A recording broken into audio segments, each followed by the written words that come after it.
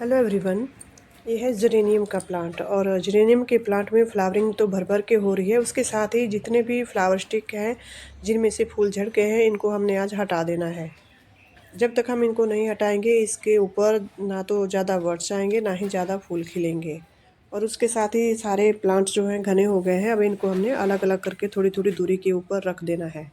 और उसके साथ ही हमने आज जिन प्लांट्स की रूट बाउंड हो गई है उनको गमले से निकाल के उनकी रूट प्रूनिंग करने के बाद हमने गमले में इनको फिर से लगा देना है। तो यहाँ पे ये है मोगरे के प्लांट और इनकी जो रूट्स हैं वो काफ़ी पुरानी है, मतलब पुराने गमले हैं। अब इन मिट्टी को हमने निकाल के इनमें नई मिट्टी भी भरनी है और कंपोस्ट भी अच्छे से मिलाना है। देखिए इनकी जो रूट्स है कि किस तरह से हो गई थी, ऊपर इनमें न्यू ग्रोथ भी आ गई है।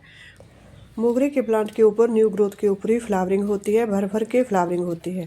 तो आज इनके गमले में हमने पहले मिट्टी डालनी है, उसके बाद कंपोस्ट, उसके बाद हमने सारे गमले जो है प्लांट्स जो है इनमें रख देने हैं। तो पहले हम इनके लिए मिट्टी बना लेते हैं। इस गमले में मैंने पहले ही थोड़ी सी मिट्टी डाल दी है और इसमें अब हमने कंपोस्ट भी मिलाया हुआ है। इसमें रखना है हमने मोगरे का प्लांट और मोगरे के प्लांट को रखने के बाद फिर इसमें हम डालेंगे अच्छे से जो हमने कंपोस्ट के साथ मिक्स की हुई मिट्टी है उसको डालेंगे।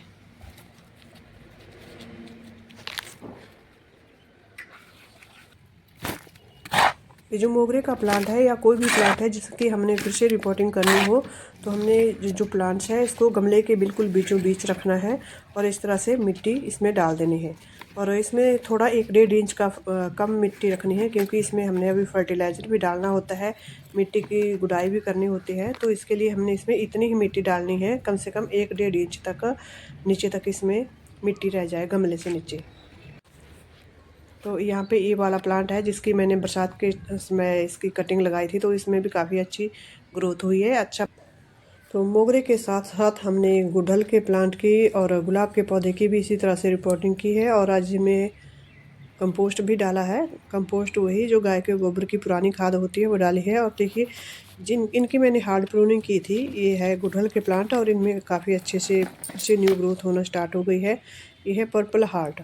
पर्पल हार्ट की जितनी ज़्यादा पिंचिंग की जाए इसके ऊपर उतनी खूबसूरत पत्तियाँ आती हैं और फ्लावरिंग भी होना स्टार्ट हो गई है। जो भी पर्पल हार्ट लगाना चाहते हैं तो ये टाइम बहुत अच्छा है पर्पल हार्ट प्लांट लगाने का। और ये है डेंटिस का प्लांट, तो इसमें भी अच्छे से फ्लावरिंग हो रही है और इतना प्यारा प्लांट लगता है। कई कलर्स में आता है पर मेरे पास यही एक कलर है। और इनको अगर लगाना हो तो ये जो छोटे छोटे बेबी प्लांट्स इसके होते हैं इन्हीं को अलग अलग करके हम लगा सकते हैं और बहुत जल्दी इनकी ग्रोथ होती है, बहुत फास्ट ग्रोथ होती है इनकी।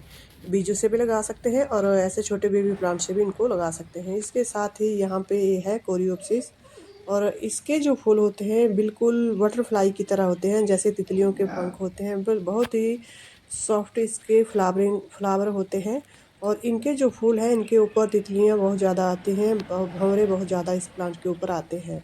इसको भी बेबी प्लांट से ही लगाया जा सकता है और इसके बीजों से भी इसको ग्रो कर सकते हैं। ये जो यहाँ पे प्लांट है ये भी कोरियोप्सिस का है, तो इसमें बहुत ज़्यादा ग्रोथ हुई है। तो इस तरह से जो प्लांट्स होते हैं उनको निकाल के हम इनको लगा सकते हैं अलग अलग करके। बहुत प्यारे फूल इनके ऊपर खिलते हैं। और ये है कोलियस।